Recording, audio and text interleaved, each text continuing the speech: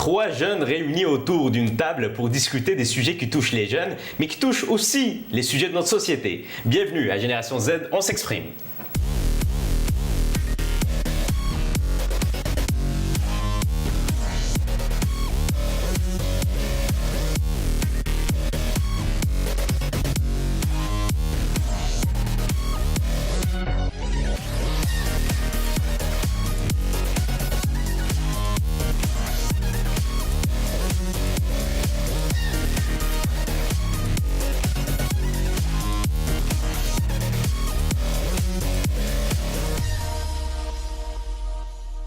Aujourd'hui, pour notre première émission, on vous parle d'intimidation et on s'est amusé à aller dans une classe d'élèves et on leur a posé la question suivante. Avez-vous déjà été témoin de gestes d'intimidation? Et 37 élèves sur 38 nous ont répondu que oui. C'est assez surprenant quand même.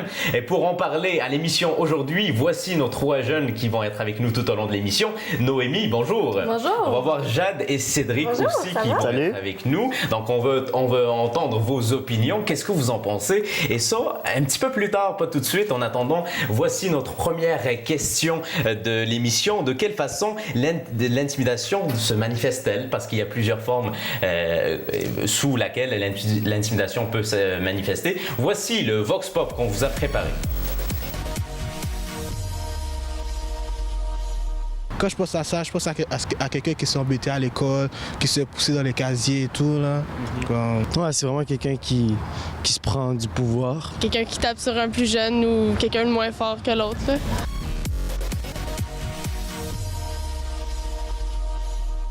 De quelle façon l'intimidation se manifeste-t-elle? On va en discuter, c'est la question que je vous pose. Noémie, Oui. l'intimidation peut prendre plusieurs formes. Oui, en effet. Est-ce que tu en connais quelques-unes? Oui, ben, je pense que la plus populaire, surtout ces temps-ci, c'est plus la cyber-intimidation sur Facebook. C'est De tellement plus en rendu, plus, hein? Oui, ben, c'est tellement rendu facile d'intimider. Écoute, tu es derrière ton ordinateur, tu es derrière ton écran, il n'y a personne qui te voit. Tu peux aller écrire un commentaire sur la photo. Juste, c'est niaiseux, là, mais juste cliquer j'aime sur toutes les photos de la personne quand la personne sait très bien qu'elle ne t'aime pas vraiment. Plein de choses comme ça. C'est facile. Et pourquoi c'est rendu aussi facile d'intimider via Internet, finalement? Bien, tout le monde a accès à ça, en fait. Là. Tous les jeunes de nos jours, de notre génération, ont accès à un ordinateur, ont accès à Facebook, à tout plein de médias sociaux. Oui. Donc, c'est de plus en plus facile de faire un clic, puis, comme disait Noémie, d'attaquer quelqu'un, même si c'est vraiment subtilement, puis... En plus, on a cette image d'anonymat. On ne sait pas c'est qui. On peut créer un Facebook inconnu. Il y a plusieurs personnes d'ailleurs qui se font hacker leur Facebook. Oui, c'est vrai. Donc, mais il y a la cyber-intimidation, mais il y a aussi d'autres formes d'intimidation. Et ça existe encore dans les écoles aujourd'hui, et pas juste dans les écoles. Ben, il y a les plus classiques, comme dans les cours d'école, pendant la récréation et tout. C'est là que l'intimidation a un peu commencé, si on peut dire, chez les jeunes. Et elle continue toujours. Moi, je fréquente encore les milieux secondaires et primaires parce que j'ai beaucoup de contacts dans ces milieux-là et malheureusement, c'est encore présent dans les cours d'école. Ben oui, ça existe parce que notre sondage, on a vu que 37 sur 38 élèves ont été témoins de gestes d'intimidation. Et c'est drôle parce que quand on pense à intimidation, on fait tout de suite le lien avec école secondaire ou primaire des jeunes, alors que l'intimidation n'existe pas juste dans ce milieu-là. Non. Elle existe dans plusieurs milieux, j'imagine. Dans toutes les sphères de la société, je pense que l'intimidation existe. Là. De peu importe quelle façon que ce soit, ça existe. Ça peut être au travail, n'importe où. Même à l'école, à l'université, ça peut être au cégep, ça peut être... Dans l'autobus. Dans l'autobus, ça peut être vraiment partout. C'est sûr que c'est plus facile à l'école là, parce que tu es dans un même groupe, tu es dans un même environnement, tu es jeune, tu es influençable. Donc... Oui, mais c'est pas nécessairement aussi que c'est le plus facile. C'est aussi que quand tu es jeune, t'as plus de spontanéité, tu sais, on appelle l'innocence de l'enfance, c'est pas pour rien, tu sais, tu peux dire des moins choses de des filtre. fois, ouais, t'as beaucoup moins de fil, tu sais, tu penses pas comme plus tard, tu sais, c'est sûr qu'il y en a de l'intimidation, comme tu dis, au travail et tout, dans le monde adulte, il y en a, mais la différence avec les jeunes du primaire, secondaire, c'est qu'ils n'ont pas ce filtre-là, ils n'ont pas de ça se dit pas, puis je vais le regretter plus tard, tu sais. Je vais y faire de la peine, puis cette personne-là va retourner chez eux, puis va pleurer et tout, tu sais, tu dis pas ça. Quand t'es plus vieux, par exemple, c'est là la différence, c'est que t'as la conscience de ce que tu fais. Mais moi, je pense que quand même, les enfants sont quand même très conscients de ce qu'ils disent, puis ils savent qu'ils sont très méchants là, envers les autres. Là, moi, je suis certaine qu'ils sont conscients de ça. Même je m'en rappelle, là, je suis pas très vieille, là, je m'en rappelle là, dernièrement là, au primaire. Là. Les gens, ils sont conscients, les enfants sont conscients qu'ils sont méchants. Puis on en parle beaucoup aussi. Ouais. On fait beaucoup de sensibilisation dans les écoles. Ouais. Et vous êtes à l'école présentement. Est-ce que vous en voyez personnellement des gestes d'intimidation? Ben oui, il y en a. Là. Il y en a, c'est ridicule comme ça, mais il y en a. Comme quoi, par exemple? Ben, par exemple, je sais pas, là, tu parles cyber-intimidation au cégep, par exemple. N'importe quelle forme d'intimidation, toi, par exemple, au cégep, est-ce que tu en vois? Mais oui, tu sais, par exemple, moi, je connais un garçon, il était au secondaire avec moi, au collège de Tendre, et puis il souffre d'un autisme. Puis, tu sais, ce gars-là, super intelligent, connaît tout du répertoire du cinéma américain. Et bon, il se promène à l'école avec une valise et il marche très vite parce que lui, son chemin, c'est ça, puis that's it. Et pendant qu'il marchait, il y a une gang de gars, genre football ou peu importe, là, tu sais, une gang de gars là, qui le voient, puis ils se mettent à rire de lui, puis faire des jambettes à sa valise, puis tu sais, des choses comme ça. Tu te dis, pour de vrai, est-ce que c'est vraiment nécessaire? Je ne crois pas. Est-ce que les gens réagissent quand il y a des gestes comme ça? Tu sais, on peut pas croire que la personne se fait intimider, puis les autres le regardent à côté, puis ils défendent pas, ils vont pas parler aux autres jeunes qui se moquent de lui. Moi, je dirais, en général, non, mais moi, pour ma part, je suis la première à défendre quelqu'un, même si je suis pas son ami, même s'il n'est pas dans mon entourage. Personne. Oui, ben, tu sais, moi, ça m'appelle tout de suite, là, j'ai un cri au cœur là, quand je vois ça. Là. Même si c'est pas mon ami, comme je vais tout faire pour le défendre, puis je vais jamais m'arrêter à, mon Dieu, tu sais, ils vont peut-être m'intimider aussi, jamais. Là, mais malheureusement, c'est pas tout le monde qui agit comme toi tu le fais. Ouais. Souvent, le monde, à l'école primaire et secondaire, ils ont peur de se faire rejeter ou associer. Ils sont suiveux aussi. Ils suivent ceux qui intimident. Ils disent, bon, ben, eux autres, c'est le monde hot, fait qu'on va faire comme eux, puis c'est ça qu'ils pensent. Ils pensent que c'est la bonne chose, mais ça ne l'est pas pantoute. Donc, c'est cette peur d'un petit peu de qu'on l'associe à cette personne qui se fait intimider. Et ces personnes-là ne sont pas nécessairement, c'est pas de leur faute, là, on s'entend dessus, c'est des personnes qui sont différentes des autres et qui se font le plus souvent intimider. Il y a des personnes aussi comme, pas normales, mais comme vous, qui sont intimidées aussi. On a vu que c'est 37 sur... il y en a beaucoup. C'est beaucoup, là.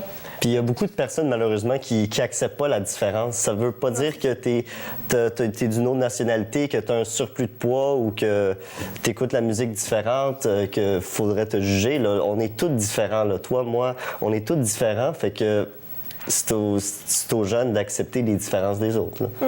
Est-ce qu'on devrait penser et prendre ça comme une richesse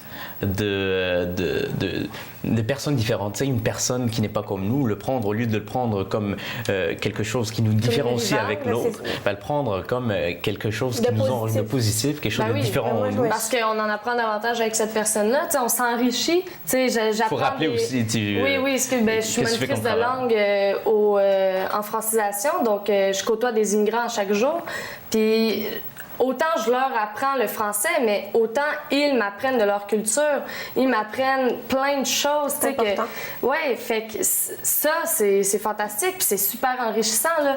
Tu grandis d'une expérience comme ça, tu sais. Ouais. Tu grandis avec la différence, c'est sûr. Là. Puis j'en reviens à ce que tu as dit.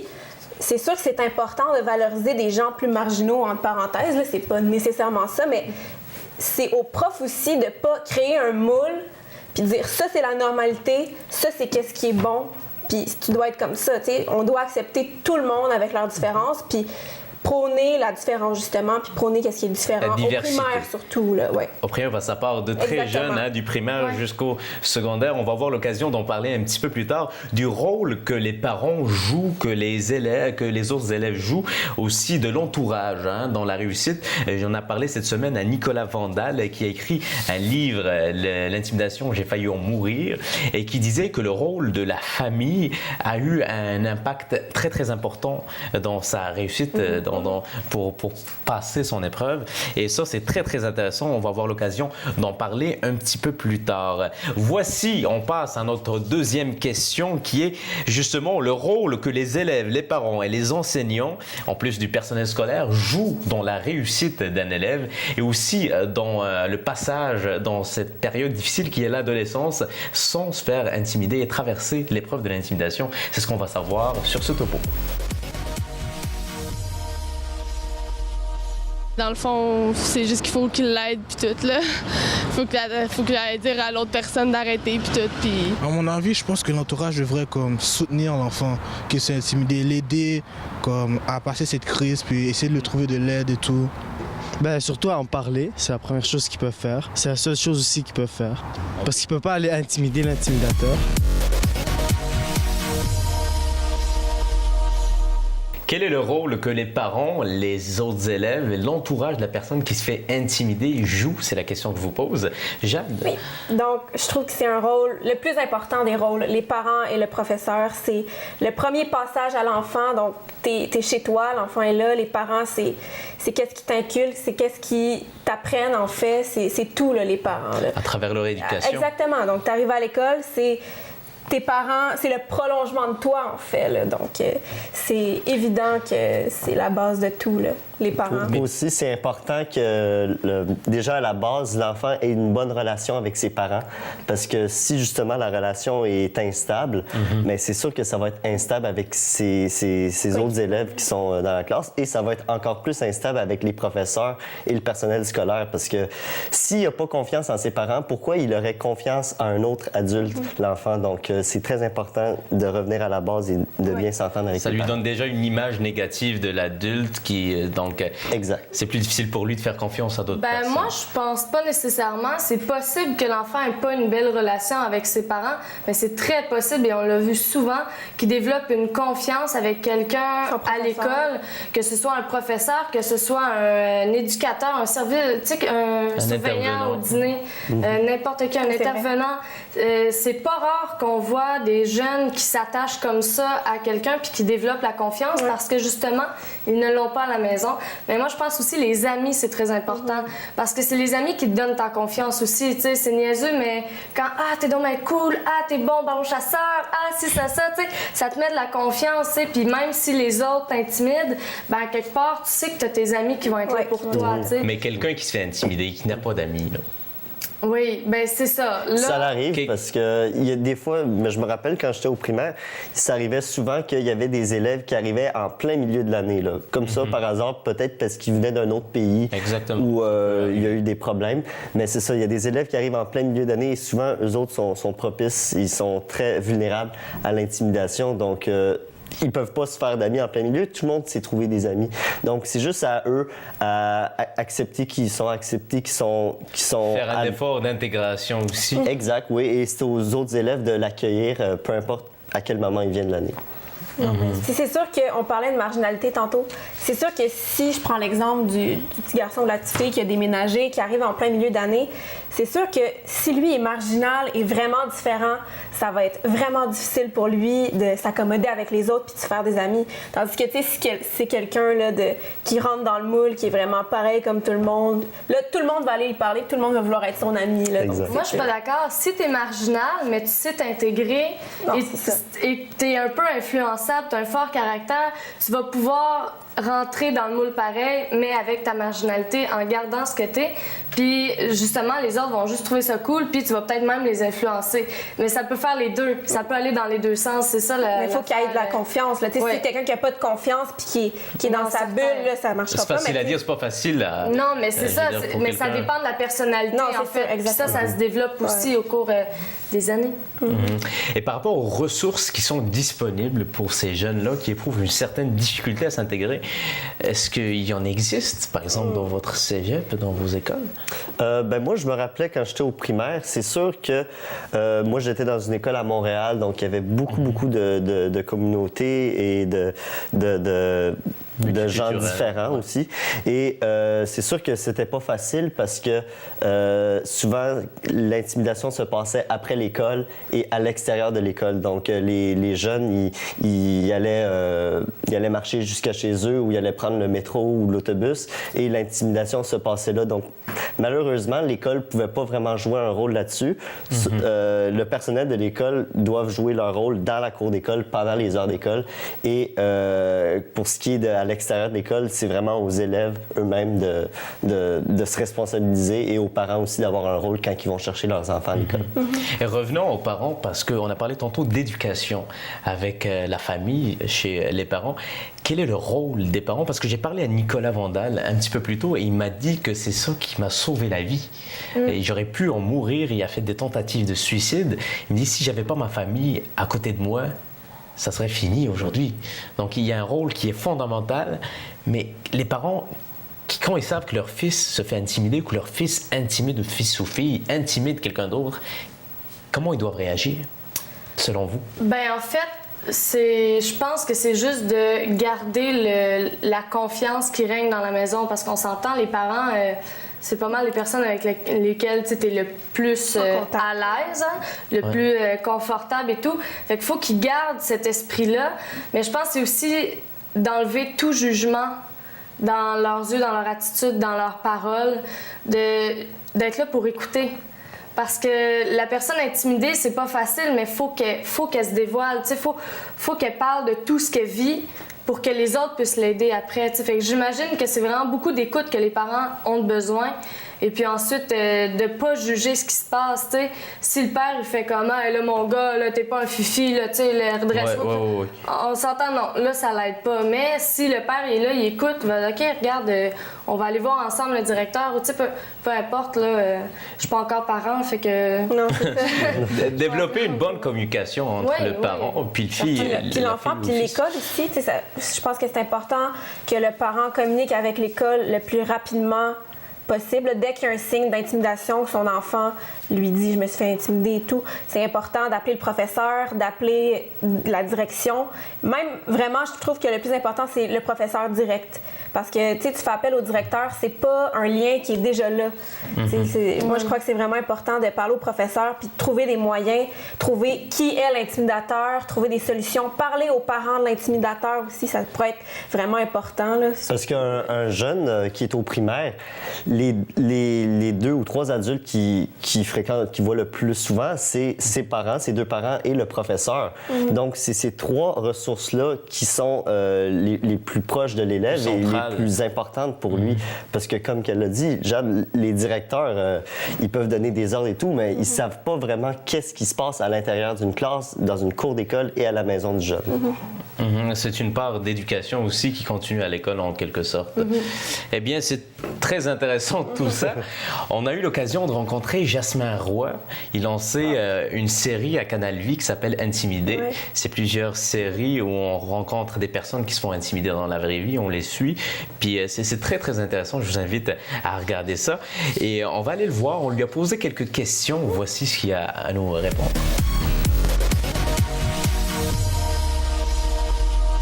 Jasmin Roy, qu'est-ce que les gens ne savent pas sur l'intimidation?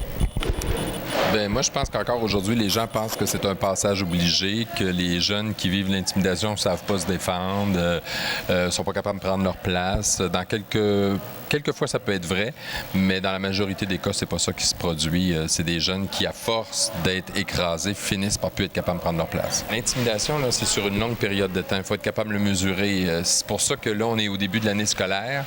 On n'entend pas trop parler parce que ça va prendre 3-4 semaines à s'installer. Ça s'installe tranquillement. Puis à un moment donné, après 3-4 semaines, on est capable de dire « Ah, là, on a un problème d'intimidation ». Pour les gens qui vivent l'intimidation, les jeunes, quels sont les outils qu'on peut leur offrir pour qu'ils s'en sortent? Bien, l'outil principal, c'est de les accompagner. Moi, je dis toujours, il faut prendre le temps de les accompagner, de prendre le problème en charge pour les jeunes, parce que c'est prouvé scientifiquement que, par des spécialistes que on ne peut pas demander à un jeune de se défendre ou de faire comme si ça n'existait pas. Il faut les prendre en charge. Qui va les accompagner? Bien, c'est les parents, c'est les intervenants dans l'école, les professeurs. Donc, ils doivent les accompagner parce qu'il y a des équilibres de pouvoir, souvent, parce que ça s'est installé tranquillement. Et à un moment donné, le jeune perd son estime de lui-même, a de la misère à délimiter son territoire. Donc, c'est très important de le renforcer, de renforcer son estime et de faire des arrêts d'agir aussi autour de lui pour s'assurer de sa sécurité et de son intégrité physique et mentale. Quelles sont les conséquences possibles de l'intimidation? On a posé la question à monsieur, madame, tout le monde. Voici ce que ça donne. Ça peut causer des meurtres, il peut se suicider parce qu'il y en a marre. Hein. Il peut aller à l'école où il est allé avant, puis se venger.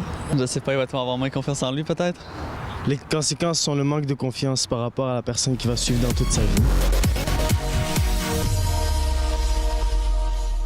Quelles sont les conséquences possibles de l'intimidation?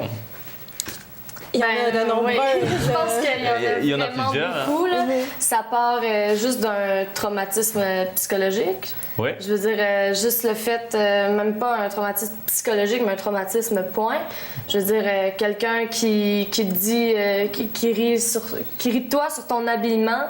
Puis après ça, toi, tu fais comme, OK, ben là, à chaque jour, tu vas être stressé de ce que tu vas mettre. Là. Tu veux pas que le monde rit de toi puis qu'il t'intimide juste à cause de ça. Là, c'est niaiseux ce que je viens de dire, c'est anodin, mais c'est ça pareil. Tu as dit un mot très important, le stress. Ça va stresser beaucoup de monde, puis ça les affecte toute leur vie. Oui, je veux dire, c'est beaucoup de pression sur les épaules. Là. C'est comme s'ils portaient le poids du monde parce qu'ils se sont fait intimider. Là. Exact. Et pour eux, le stress, ils le vivent aussi le matin avant de quitter la maison pour aller à l'école, prendre l'autobus ou aller à l'école.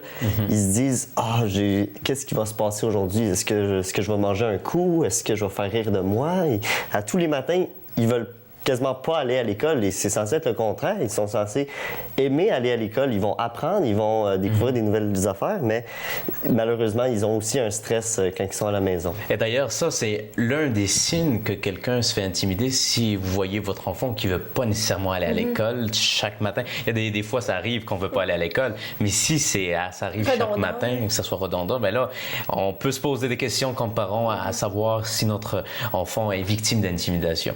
Donc, si on revient à la suite, les conséquences. On a le stress, comme vous avez dit, qui peut être très, très néfaste pour l'enfant en question. La confiance est à son plus bas, puis ça, c'est durant toute la vie. Là. Tu te fais intimider au primaire, au secondaire, là, tu arrives au cégep. Bon, comment tu veux avoir confiance en toi si tu t'es fait brimer pendant toute ta vie, toute ta jeunesse? Donc, c'est un petit peu difficile. Et là, on parle d'intimidation grave, là, parce qu'il y a beaucoup de personnes qui se sont fait intimider. Presque tout le monde s'est déjà fait intimider au moins une fois dans sa vie. Là. C'est juste ceux qui se sont beaucoup fait intimider. Là. Ben, moi, je pense que même si tu t'es fait intimider un petit peu, c'est quand même difficile, puis c'est quand même dur pour la confiance aussi. Là. Même si c'est des petites choses, c'est quand même très difficile. Tu n'es pas obligé de te faire battre pour avoir moins de confiance. Là. Ouais. C'est juste que certains trucs, mettons, vont pas garder les conséquences jusqu'à du terme éternel. Je veux dire, tu sais, à 40 ans, tu vas pas faire comme « Ah ouais, je me rappelle, il avait volé mon suçon, puis j'étais vraiment fâchée. » Non, mais il y en a qui s'en rappellent, mais des fois, ça reste gravé sur la mémoire. Puis tu te dis « Oh, le petit tabarnouche, il... » C'est pas tout le monde qui a la même personnalité, les mêmes émotions. Tu peux, même si c'est pas beaucoup, avoir encore des séquelles de ça, là, même si c'était pas beaucoup. Là. Donc, ça dépend de tout le monde. Là, mais en fait, moi, je ris de ça. Je sais pas toi, là, mais quand je pense à ça, je suis comme, hey, qu'on était ridicule. Mais c'est tout le temps là. J'ai travaillé au camp de jour cet été, puis c'est là pareil. Les petits enfants qui sont là, j'ai pas d'amis, puis là, c'est ma dernière journée, puis ça va mal. Puis, il y en a, là, je veux dire, il y en a encore, puis. En travaillant dans un camp de jour, t'es encore plus témoin de ça. Là, c'est tout un drame. Là. C'est comme si on me congédiait ou peu importe. Mais pour eux, c'était juste un jouet, mais que c'est tout un drame pour eux. Là. Et parlons d'école. il y a des conséquences qui sont négatives sur leur performance académique aussi. Évidemment. Exact. La concentration diminue quand ils sont en train de faire un devoir ou un examen. Ils pensent pas à l'exercice qu'ils sont en train de faire, ils pensent à la journée, comment ils se sont fait. Ou la récréation, comment ça va se passer. Exact, c'est ça. Puis la motivation n'est plus là non plus. Hein. C'est je veux plus y aller, à quoi ça sert? Je fais juste rire de moi, je fais juste, on veut plus de moi là. Puis tu remets ta place en question dans la société. Tu te remets en question. Ouais, tu te remets en question, mais je veux dire, à 8 ans, c'est sûr, tu fais pas comme dans le monde, mais tu sais, je veux dire, plus tu vieillis, mettons au secondaire, tu te dis, tu te fais intimider. Ta confiance n'est plus là, tu veux plus aller à l'école parce que tu te dis pourquoi, tu sais, je me suis fait intimider, ça sert à quoi, mais aussi dans la société en tant que telle, je veux dire, OK, ben si on m'intimide, sert-tu vraiment à quelque chose, tu sais? Et là, ça peut aller jusqu'à des conséquences qui sont très graves. Exactement, les dépressions, les suicides, des choses comme ça. Là. D'ailleurs, ici au Québec, c'est l'une des places où le taux de suicide est le plus élevé dans le monde, avec le Japon et quelques pays nordiques en Europe. C'est en partie à cause aussi des gestes d'intimidation. Ouais. Et c'est ça, on l'a vu beaucoup ces dernières années dans les nouvelles. Telle fille s'est suicidée, telle personne est disparue. Il faut vraiment axer tous nos efforts, toutes nos énergies sur l'encadrement de l'enfant. Parce que rendu à des conséquences graves pour faire comme des tentatives de suicide et tout, à un moment donné, c'est trop tard. Là, exact, c'est ça. Il faut agir très rapidement.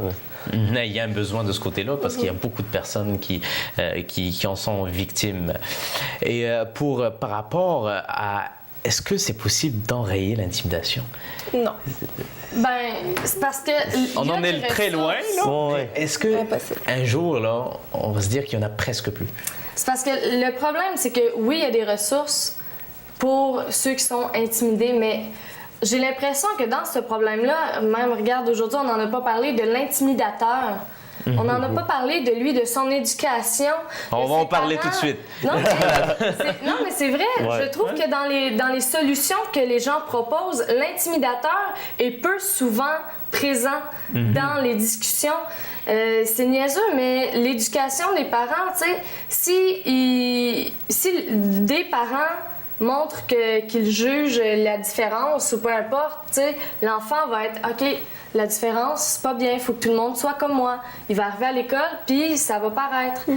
Mais pour répondre à ta question, malheureusement, si tu veux une réponse réaliste, on peut pas enrayer l'intimidation. C'est comme si tu demandais est-ce qu'on peut éliminer le terrorisme. C'est impossible. Il va tout le temps avoir des personnes qui aiment déranger les autres. On peut améliorer la situation par rapport à d'autres places. Je veux dire, c'est grave. Il y a toujours place à amélioration, sauf que de là à l'éliminer complètement. C'est pas que ce soit possible. Ça a toujours existé.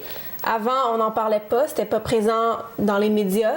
C'est aujourd'hui que c'est de plus en plus présent. On pense qu'il y en a plus, mais il y en a-tu nécessairement plus? C'est juste qu'on en parle plus. Mais ça a toujours été la même situation. Je me rappelle, ma mère me parlait, moi aussi je me suis fait intimider. Tout le monde s'est déjà fait intimider, au moins une fois, puis ça va toujours exister encore. Puis si on parle encore des intimidateurs, imagine le parent qui fait sa super job de parent, là. Il sait pas que son enfant est intimidateur non plus. C'est peut-être un ange à la maison, il est poli, il est tout, mais il est intimidateur. Donc là aussi, il y a un problème, puis il faudrait régler ça aussi, là, parce qu'il doit pas être heureux non plus, l'intimidateur. Là. Non, mais c'est justement, moi, d'après moi, l'intimidateur, c'est un cas psychologique à régler dans le sens que si tu vas intimider les autres, si tu as besoin de rabaisser les autres pour te remonter, manque de confiance, parce qu'à quelque part, il y a un manque de confiance, tu as peut-être un passé, un dur passé ou peu importe. On a vu souvent ça là, dans les cas classiques, un dur passé bien intimide les autres. Mais je pense que maintenant, comparé, peut-être qu'il n'y en a pas plus qu'avant, puis il n'y en a pas moins ou peu importe, mais ça peut mieux s'améliorer maintenant parce qu'il y a plus de ressources, beaucoup plus de ressources qu'avant. Les gens en parlent plus, je pense. Les jeunes sont plus confiants à en parler, plus à l'aise. La seule affaire, c'est ça, c'est qu'il faut vraiment faire connaître les ressources à tout le monde. Par exemple, au cégep, Momo Écoute, de faire de la promo pour ça, dans les écoles primaires, qu'il y ait un organisme ou peu importe, un intervenant qui soit connu, oui, par les enfants, mais par les enseignants, évidemment, mais par les parents aussi, c'est très important. Puis que les parents communiquent avec les intervenants sans que le jeune soit au courant. pas de problème. Au moins, ils communiquent, ils sont au courant qu'il y a quelque chose pour aider. Ben, tout à fait. On parle beaucoup de personnes qui se font intimider, mais il y a aussi les personnes qui sont victimes d'intimidation, les personnes qui intimident plutôt. On devrait aussi s'attarder à leur cas et essayer de régler ça. J'ai lu quelques livres et j'ai quelques suggestions à vous proposer. Le premier livre est de Nicolas Vandal. Je vous en ai parlé un petit peu plus tôt. Le cauchemar de l'intimidation. J'ai failli en mourir.